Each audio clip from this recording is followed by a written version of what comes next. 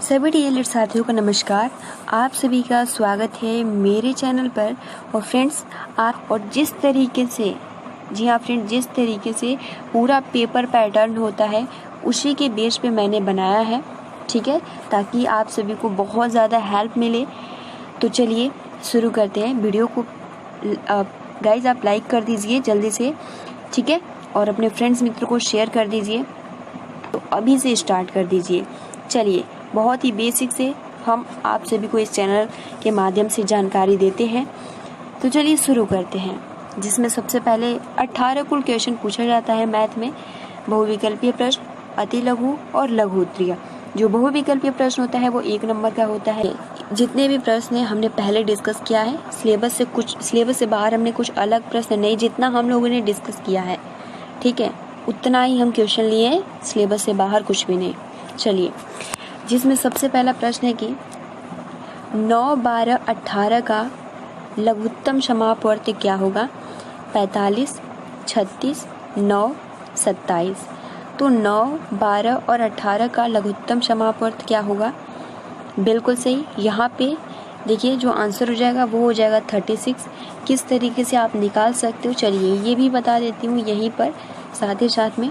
तो यहाँ पर हम सबसे छोटी संख्या 2 लेंगे, 9 नहीं कटेगा, 12 6 बार में जाएगा, उसके बाद ये 9 बार में जाएगा, फिर हम 2 से काटेंगे, फिर 9 नहीं जाएगा, 3 जाएगा, फिर 9 नहीं जाएगा, फिर 3 लेंगे, 3 से जाएगा 9 3 बार में, 1 बार में, फिर 3 बार में, फिर 3 से जाएगा 1 पूरा कट जाएगा, यहाँ पे 4 हो जाएगा, यहाँ पे आपका जो हो जाएगा वो हो जाएगा 9 चौको कितना होता है?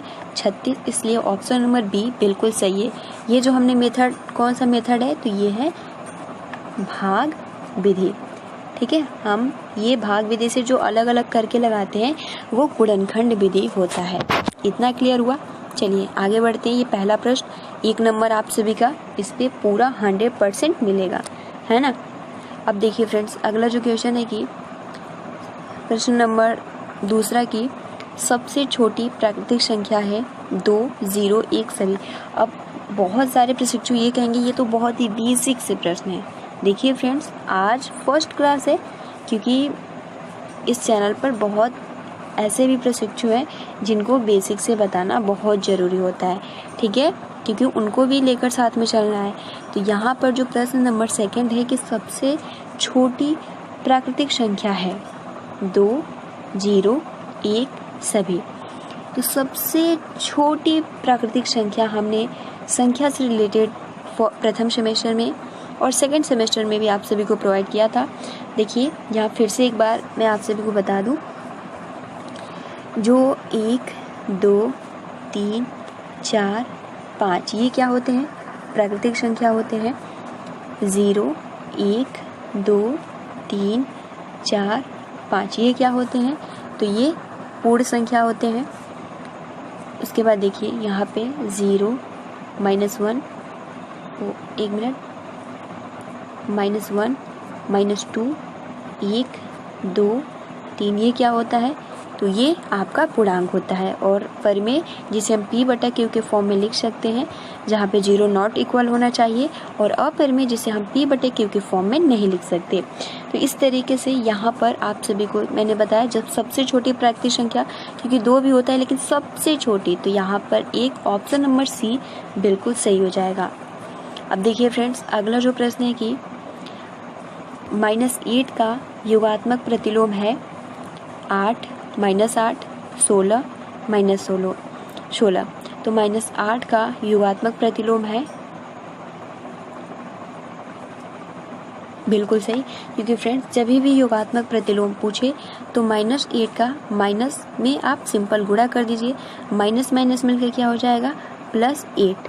तो +8 इस तरीके से लिखिए आप, या इस तरीके से लिखिए, क्योंकि हमें प्लस लिखने का कोई मतलब नहीं होता है, ठीक है। तो यहाँ पर ऑप्शन नंबर फर्स्ट बिल्कुल सही हो जाएगा, ऑप्शन नंबर फर्स्ट। अब देखिए अगला प्रश्नोत्तर नंबर 4 है कि 5:5 समानुपात x अनुपात 45 में x का मान होगा 10, 35, 45, 25। तो आंसर कीजिए आप सभी। अगर आप सभी को आ रहा है तो आप आंसर कर सकते हो। बिल्कुल सही। यहाँ पर जो हो जाएगा वो हो जाएगा 45। देखिए इसको किस तरीके से हम यहाँ पे लगा सकते हैं। ठीक है, नीचे लगाई हूँ, देखिए किस तरीके से लगाना है यहाँ पे। 1 मिनट, यहाँ पे दिया है, ये क्या होता है आपका मध्य अनुपाती, ये क्या होता है बाएं पद, ये बाएं पद और ये बाएं पद, इसमें इसका मल्टीप्लाई और इसमें इसका मल्टीप्लाई। तो इसको याद करने के लिए सिंपल क्या करना है, इसमें इसका मल्टीप्लाई कीजिए और इसका मल्टीप्लाई। तो 5x इक्वल यहाँ पे आप लिख सकते हो 45 मल्टीप्लाई 5। ठीक है, क्योंकि गुणा करना है। 5x बराबर 45 में मल्टीप्लाई 5 का कर लीजिए। ठीक है, तो इस तरीके से आप सिंपल काट सकते हो, या इस तरीके से थोड़ा लगाने के लिए जो आपका विधि होता है। तो 45 में मल्टीप्लाई 5 का कर लीजिए, तो 5 5 जा 25, 5 हो जाएगा। कितना बचा 2, 5 में 4 का मल्टीप्लाई करेंगे तो 20 में 2 को ऐड करेंगे तो 22। तो इस तरीके से यहाँ पे 225 आंसर आ गया। अब क्या करेंगे, x बराबर 225 और बटे में 5 आ गया। 5 से हम काटते हैं तो ये जाएगा, क्योंकि 5 का मल्टीप्लाई 4 यानी 5 का पहाड़ा 4 बार पढ़िए तो कितना आएगा 20, क्योंकि ऐसा पहाड़ा हमें 5 का पढ़ना है जो 22 से अधिक न जाए, क्योंकि 5 25 25 हो जाता है और 5 चौको 20। तो इस तरीके से यहाँ ये 4 बार में गया, 22 में से 20 जाएगा तो 2 और यहाँ पे 5 यानी 25। 5 में 5 का मल्टीप्लाई करते हो तो 25, यानी x बराबर जो आंसर आ गया वो आ गया 45। अब देख सकते हैं क्या हमारा आंसर सही है या नहीं, क्योंकि समानुपाती का मतलब होता है कि सही होना चाहिए। तो यहाँ पर 45। अब 5 का यहाँ से मल्टीप्लाई 45 में करिए या यहाँ से करिए, जो आंसर आएगा वो क्या आएगा, सेम आएगा। तो इस तरीके से ये क्या है, समानुपाती है। यहाँ पर ऑप्शन नंबर जो हमारा सी है बिल्कुल सही है। चलिए अगले क्वेश्चन, लास्ट बहुविकल्पीय प्रश्न है, जो कि अगला जो आपका प्रश्न है कि ऋण पूर्णांक संख्या है 3 0 9 -5। तो यहाँ पे प्रश्नोत्तर नंबर संख्या 5 जो है बहुत ज़्यादा महत्वपूर्ण है और बहुत ही इजी है और बहुत ही मतलब आप कह सकते हो इम्पोर्टेंट फैक्ट है। तो ऋण पूर्णांक है, जस्ट मैंने अभी बताया, जिसमें धनात्मक और ऋणात्मक दोनों ही होता है। 3 क्या है प्राकृतिक संख्या, 9 क्या है प्राकृतिक, 0 क्या है पूर्ण संख्या, -5 क्या है पूर्णांक संख्या। इसलिए ऑप्शन नंबर डी यहाँ पे बिल्कुल सही हो जाएगा। तो जितने भी ऑब्जेक्टिव टाइप 5 क्वेश्चन थे पूरा खत्म हो गए। चलिए अब यहाँ से अति लघु स्टार्ट हो गया, जिसमें सबसे पहला जो प्रश्न है कि वृत्त का क्षेत्रफल का सूत्र होता है। तो वृत्त का क्षेत्रफल का सूत्र क्या होता है, बहुत सिंपल, πr², जो कि आज हमने 2 बजे वाली क्लास में डिस्कस किया था। देखिए फ्रेंड्स, अगला जो प्रश्न है कि x² 8x + 7 के गुणनखंड है।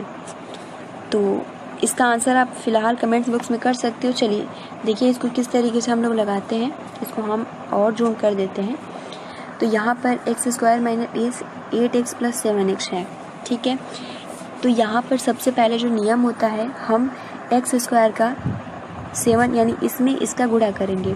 तो यहाँ पर अगर 7 × x² आप करते हो तो आप सभी को क्या मिलेगा, 7x²। अब यहाँ ये नियम फॉलो करना होता है कि 7x² को इस तरीके से तोड़ना है कि गुणा करे तो 7 और जोड़े या घटाए तो 8x आ जाना चाहिए। ठीक है, तो देखिए हम क्या करेंगे, यहाँ पर सिंपल अगर हम कहें कि यहाँ पर अगर हम 7x, ठीक है, 7 में x को जोड़ देते हैं तो 8x प्राप्त हो जाएगा, और 7 × 1 करते हैं तो हमें 7x प्राप्त हो जाएगा। ठीक है, तो इसको चलिए लगा देते हैं। सिंपल आप यहाँ पर लिख सकते हो कि, ठीक है, इसको आप यहाँ पे हम 7x में मल्टीप्लाई करेंगे तो 7, और इसको जब हम जोड़ेंगे तो क्या आ जाएगा 8x। तो इसको हम करेंगे x², ठीक है, -7x। उसके बाद हम माइनस ही करेंगे क्योंकि माइनस माइनस प्लस जोड़ना है, इसलिए -1x लिखिए या x लिखिए +7। ठीक है, अब यहाँ से आप 2 जोड़ा बना लीजिए, इस x² - 7x और -x + 7x। इसमें हम कॉमन देखते हैं, तो कॉमन क्या है, x है, और यहाँ पे क्या बचा, यहाँ पे x² है तो यहाँ पे एक x बच गया, हमने x कॉमन ले लिया तो यहाँ पर 7 हो गया। ठीक है, अब यहाँ पर आप देख सकते हो कि यहाँ पे कोई भी जब कॉमन नहीं रहता है तो हम क्या करते हैं, -1 कॉमन ले लेते हैं और यहाँ पे क्या हमारा बच गया, तो यहाँ पर x - 7 यहाँ पे भी बच गया। अब यहाँ भी सेम है और यहाँ भी सेम है, तो हम क्या करेंगे, यहाँ पे x - 1 ये जो हमने कॉमन ले लिया वो लिख लेंगे और यहाँ पे x - 7। तो इस तरीके से आंसर क्या आ जाएगा, x - 7 और x - 1। तो इस तरीके से आंसर आ गया। ठीक है, अब देखिए अगला जो क्वेश्चन है कि किसी त्रिभुज का क्षेत्रफल ज्ञात करने के लिए सूत्र लिखिए। यानी यहाँ पर सिंपल पूछा है कि त्रिभुज का क्षेत्रफल का सूत्र क्या होता है, जो कि बहुत ज़्यादा सिंपल क्वेश्चन है। इसका आंसर आप बहुत ही आसानी के साथ कर सकते हो। इसका जो सूत्र होता है 1/2 मल्टीप्लाई आधार गुणे ऊंचाई। ठीक है, किसी भी त्रिभुज का जो सूत्र होता है वो होता है 1/2 इंटू आधार गुणे ऊंचाई। देखिए फ्रेंड्स, अगला जो प्रश्न है कि 9वां की प्रश्नोत्तर संख्या 9, यानी प्रश्न है कि वर्ग 10 से 20 की उच्च सीमा होगी। यानी 10 और 20 के बीच में या 10 और 20 के बीच में उच्च सीमा होगी। तो देखिए जैसे 10, 11, 12, 13, 14, 15, 16, 17, 18, 19 और 20 है। तो यहाँ पे सबसे उच्च सीमा कौन है, तो 20। इस तरीके से यहाँ पर जो आंसर हो गया आपका, यहाँ पे आप करेंगे कि इस वर्ग में 20 की क्या होगी, उच्च सीमा होगी। तो इस तरीके से भी क्वेश्चन आप सभी के सिलेबस में है। अब देखिए प्रश्नोत्तर संख्या 10 है कि 16 और 40 का तृतीय अनुपाती क्या होगा। अब 16 और 40 का तृतीय अनुपाती क्या होगा, यहाँ पर किस तरीके से इसको सॉल्व करेंगे। आइए, यहाँ पर दो आप सभी को संख्या दिया है 16 और 40। ठीक है, जब 16 और 40 दिया है तो हम क्या करेंगे, यहाँ पे हम इसको सबसे पहले तो अनुपात और समानुपात के रूप में लिखेंगे। ठीक है, तो यहाँ पर हम इसको इस तरीके से लिख सकते हैं। ये ध्यान रखिएगा, कभी भी तृतीय अनुपाती पूछे तो किस तरीके से 16, ठीक है, 16 अनुपात 40 समानुपात यहाँ पे 40 और यहाँ पे हमें ज्ञात करना है। ठीक है, तो यहाँ पे हम x मान लेते हैं, यानी x का मान क्या होगा, तो सिंपल इसमें इसका मल्टीप्लाई करना होता है और इसमें इसका मल्टीप्लाई करना होता है। तो हम यहाँ पर इस तरीके से लिख सकते हैं 16x बराबर 40 × 40। ठीक है, अब 16x बराबर 40 और 40 का मल्टीप्लाई करेंगे। सिंपल क्या करिए, 4 में 4 का मल्टीप्लाई कर दीजिए 16 और 2 0 लिख लीजिए। अब x बराबर 1600 और मतलब ऊपर 16 x हमने ले लिया और जो इधर है तो हम जब इधर लाएंगे तो ये क्या आ जाएगा, 16 नीचे आ जाएगा। 16 से काटेंगे एक बार में, यहाँ पर x का मान क्या आ गया हमारा, 100 आ गया। तो यहाँ पर x का मान 100 आ गया। क्या हमारा आंसर सही है या नहीं, तो जो अनुपात हमने बनाया था 16 अनुपात 40 समानुपात 40 अनुपात 100, तो क्या सही है या गलत, इसकी अब हम जांच करते हैं। तो सिंपल सबसे पहले तो हम इसका मल्टीप्लाई करते हैं। तो 40 में 40 का मल्टीप्लाई करेंगे तो 1600 प्राप्त हो जाएगा। उसी प्रकार से जब 16 और 100 में मल्टीप्लाई करेंगे तो भी आंसर क्या आएगा, 1600 ही। तो इस तरीके से जो हमारा आंसर x का मान 100 है वो बिल्कुल सही है। ठीक है, अब देखिए फ्रेंड्स, प्रश्नोत्तर नंबर संख्या आपका 11 है कि यहाँ पर कि 3 ब्रैकेट में 3x + 2y² को हल करें। तो फ्रेंड्स, अगर आप सभी ने अलजेब्रा पढ़ा होगा तो ये आप सभी को सूत्र दिख रहा है, बिल्कुल सूत्र पे ही लगा है। अगर आपने a + b का होल स्क्वायर पढ़ा होगा तो इसका आंसर आप बहुत ही आसानी के साथ कर सकते हो। सिंपल क्या करेंगे, a + b का होल स्क्वायर जब हम फॉलो करेंगे तो बहुत ही आसानी के साथ आंसर आ जाएगा। देखिए a + b का होल स्क्वायर क्या होता है, a + b का होल स्क्वायर होता है a² + 2ab + b²। तो यहाँ पे आपका a क्या है 3x और b क्या है 2y। तो हम क्या करेंगे यहाँ पर कि यहाँ पे सूत्र के माध्यम से हम लिख सकते हैं यहाँ पे 3x, ठीक है, 1 minute, 3x² + 2 × 3x × 2y + 2y²। ठीक है, इस तरीके से हम पूरा सूत्र के माध्यम से लिख लिया। अब 3 का स्क्वायर क्या होता है, तो 9x²। यहाँ पे 3x और 2y का जब आप मल्टीप्लाई करते हैं तो 6, ठीक है, और 6 का मल्टीप्लाई 2 में करते हैं तो 12xy हो जाएगा, प्लस यहाँ पे 2 का स्क्वायर क्या होता है 4y स्क्वायर आ जाएगा। तो यहाँ पर यही इसका आंसर हो जाएगा 9x² plus 12xy plus 4y square. Simple सूत्र के माध्यम से आप रख के आप इसको तोड़ सकते हो। अब यहाँ पर देखिए फ्रेंड्स, प्रश्नोत्तर संख्या 12 है कि सेम वही क्वेश्चन है कि 4m माइनस 3n स्क्वायर को हल करें। इसको किस सूत्र पे फॉलो करना होता है? तो फ्रेंड्स, अगर आप सभी को सूत्र याद होगा, जो सूत्र होता है a माइनस बी का होल स्क्वायर, ठीक है, यानी a square minus 2ab plus b square. अब इसी सूत्र पे हमारा a क्या है तो 4m है, b क्या है तो 3n स्क्वायर है। तो हम इसी सूत्र पे रख सकते हैं 4m square minus 2 into 4m into 3n into b का क्या कर देंगे 3n स्क्वायर। ठीक है, यहाँ पे हम स्क्वायर लिख दिए। अब यहाँ पे अगर आप 4 का स्क्वायर करते हो तो यहाँ पे हो जाएगा 16m स्क्वायर माइनस 4 और 3 का मल्टीप्लाई करेंगे तो 12 का मल्टीप्लाई 2 में करेंगे तो 24। ठीक है, क्योंकि 12 दूना 24 तो 24 यहाँ पे और mn हम लिख देंगे, प्लस यहाँ पे 3 का स्क्वायर क्या हो जाएगा, यहाँ पे 3 का स्क्वायर जो हो जाएगा वो हो जाएगा 9n स्क्वायर। तो इस तरीके से यहाँ इसका जो आंसर हो जाएगा 4m माइनस 3x का होल स्क्वायर जो हो जाएगा वो हो जाएगा 16m square minus 24mn plus यहाँ पे जो हो जाएगा वो हो जाएगा 9n स्क्वायर। ठीक, तो इस तरीके से भी प्रश्न पूछे जाते हैं। अब देखिए यहाँ से लघु उत्तरीय स्टार्ट होते हैं, जिसमें सबसे पहला प्रश्न है कि प्रश्नोत्तर संख्या 13 है, 12, 24, 36 का गुणनखंड विधि से आप ज्ञात करो लसा। तो इसको सिंपल क्या करना है, गुणनखंड विधि से ज्ञात कर देना है। चलिए इसको भी लगा देते हैं।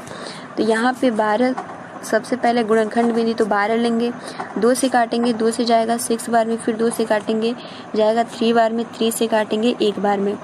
ठीक, तो यहाँ पर जो हमारा 12 का मान आया वो क्या आया, तो 12 का जो मान आया वो आया 2 इंटू 2 इंटू 3। ठीक है, इसको इरेज कर दे रहे हैं ताकि दूसरा वाला लगाए। अब देख सकते हो यहाँ पर अगर हम दूसरा वाला लगाएंगे तो यहाँ पे क्या है 24। तो 24 हम सबसे छोटी संख्या लेंगे 2 और फिर 2, फिर 2 से ये जाएगा 6 बार में, फिर 2 से जाएगा ये 3 बार में, फिर 3 से जाएगा ये 1 बार में, यानी 24 का जो हो जाएगा वो हो जाएगा 2 इंटू 2, 2 इंटू 2 इंटू 2 इंटू 3। इसको इरेज कर दे रहे हैं 36 के लिए जगह हो जाए। ठीक है, अब यहाँ हम करते हैं 36 का गुणनखंड। तो यहाँ पे आएगा 1, 2 8 16, फिर ये 2 9 18, फिर 3 से जाएगा 3 3 9, फिर ये आपका हो जाएगा 1, यानी 36 का हो जाएगा यहाँ पे 2 इंटू 2 इंटू 3 इंटू 3। ठीक है, यही होगा ना, 2 9 18, 1 मिनट यहाँ पे हो जाएगा 9। ठीक है, ये थोड़ा मिस्टेक हुआ, इसीलिए कभी भी जल्दी नहीं करना चाहिए।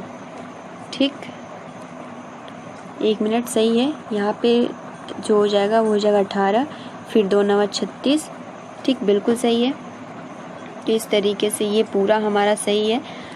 ठीक, अब यहाँ पे हम क्या करेंगे कि इसको अब हम यहाँ पे क्या देखते हैं कि सबसे, देखिए लस में ये ध्यान देने वाली बात है कि सबसे जो बड़ी घात हो गए उसको हम सबसे पहले देखेंगे। तो यहाँ पे सबसे बड़ी घात क्या है, 2 और 3 में सबसे बड़ा कौन सा है, तो यहाँ पर जो आप सभी का आंसर हो जाएगा वो हो जाएगा 3, क्योंकि 2 से 3 क्या है, बड़ा है। ठीक, तो यहाँ पे हम सबसे पहले क्या करेंगे, 1 मिनट इसको इरेज करते हैं यार। तो चलिए, अब यहाँ पे आपका क्या है, 3 बड़ा है, तो सबसे बड़ा 3 ये है, तो हम तीनों लिख लेंगे, 3 गुणे 3। अब सबसे छोटी में सबसे ज़्यादा घात वाली कौन सी है, तो यहाँ पर भी नहीं है, यहाँ पर भी नहीं है, यहाँ पर है। तो यहाँ पर जो हो जाएगा 2 इंटू 2 इंटू 2, यानी यहाँ पे आप क्या करेंगे कि 3 का मल्टीप्लाई 3 में करेंगे तो क्या आ जाएगा 9, फिर आप 2 दूनी के 4, 4 दूनी के 8, यानी यहाँ पे जो हो जाएगा 8 नवा क्या हो जाएगा, 8 नवा 72। तो इस तरीके से 12, 24, 36 का जो लसपा हो जाएगा वो हो जाएगा 72। ठीक है, चलिए आगे बढ़ते हैं। उत्तर संख्या 14 है, यदि किसी समबाहु त्रिभुज की भुजा लंबाई जो है वो 10 सेंटीमीटर है तो उसकी क्षेत्रफल ज्ञात कीजिए। आप सभी को सबसे पहले ये हम बता दें कि समबाहु त्रिभुज क्या होता है, जिसकी तीनों भुजाएं क्या होती है, इक्वल होती है, तो उसकी लंबाई या चौड़ाई क्या है, यानी सेम होगा। तो जब सेम है तो हम इसका क्या ज्ञात करना है, क्षेत्रफल ज्ञात करना है। तो सबसे पहले तो आप सभी को ये मालूम होना चाहिए कि समबाहु त्रिभुज का क्षेत्रफल का सूत्र क्या होता है, जो कि हमने कई बार आप सभी के साथ डिस्कस किया है। तो लंबाई कितना है, 10 सेंटीमीटर है, और यहाँ पर समबाहु त्रिभुज का जो क्षेत्रफल का सूत्र हो जाता है वो होता है √3/4, और ये हो जाता है भुजा स्क्वायर। ठीक है, भुजा स्क्वायर दिया है तो सिंपल हमें क्षेत्रफल ज्ञात करना है। तो यहाँ पे √3/4 10 दिया है, उसका लंबाई यहाँ पे हम करेंगे √3/4, 10 का स्क्वायर जो हो जाएगा वो हो जाएगा 100, 4 से काटेंगे 25 बार में, इसका जो क्षेत्रफल आ जाएगा वो हो जाएगा 25, और √3 यहाँ पे वर्ग सेंटीमीटर स्क्वायर, या सेंटीमीटर स्क्वायर कह सकते हो या वर्ग सेंटीमीटर। ठीक, तो इसका जो आंसर हो जाएगा 25√3 सेंटीमीटर स्क्वायर। तो इसलिए सूत्र अगर याद होगा तो बहुत ही आसानी के साथ कर सकते हो आप। प्रश्नोत्तर संख्या 15 है कि यदि एक वृत्ताकार मैदान की त्रिज्या 7 मीटर है तो मैदान का क्षेत्रफल ज्ञात करें। तो फ्रेंड्स, ये हमने 2 बजे वाली क्लास में भी डिस्कस किया था, आसानी के साथ आप आंसर कर सकते हो। यदि एक वृत्ताकार मैदान की त्रिज्या 7 मीटर है तो मैदान का क्षेत्रफल क्या होगा।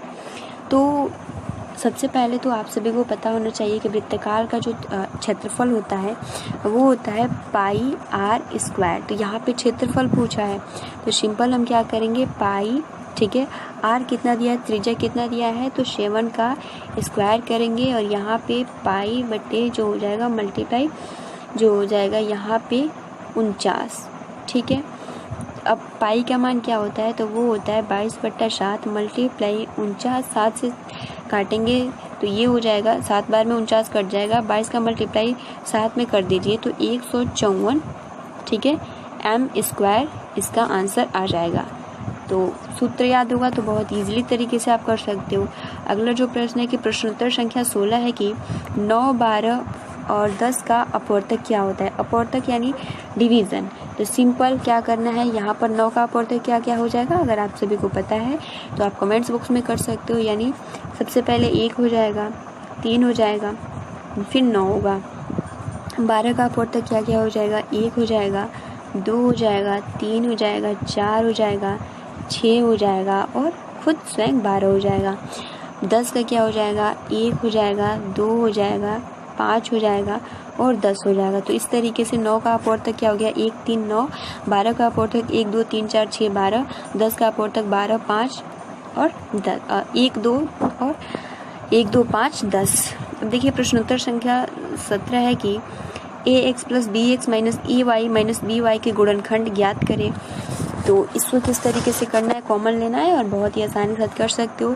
यहाँ पे इस तरीके से सबसे पहले कर लेंगे, ax + bx में कॉमन क्या है, तो यहाँ पर हम देख सकते हैं x कॉमन है तो x कॉमन लेंगे, क्या बचा a + b। यहाँ पे -ay और -by में कॉमन क्या है, y है, तो यहाँ पर हमारा कॉमन हो जाएगा -y, और यहाँ पे हो जाएगा क्योंकि माइनस हो गया तो a + b। ठीक है, अब यहाँ पे क्या करेंगे, a + b हो गया, और यहाँ पे क्योंकि दोनों कॉमन है और x - y, तो इस तरीके से आंसर जो हो जाएगा a + b और ब्रैकेट में x - y। अब देखिए अगला 18 नंबर प्रश्न है कि संचयी बारंबारता वक्र को कहते हैं। तो फ्रेंड्स, संचयी बारंबारता वक्र को जो कहते हैं वो कहते हैं त्वरण। ठीक है, अब देखिए यह 18 तक ही रहता है, लेकिन हमने और क्वेश्चन ऐड कर लिए हैं 2 की। प्रश्नोत्तर संख्या 19 है कि 33.328 में 2 का स्थानीय मान क्या होता है।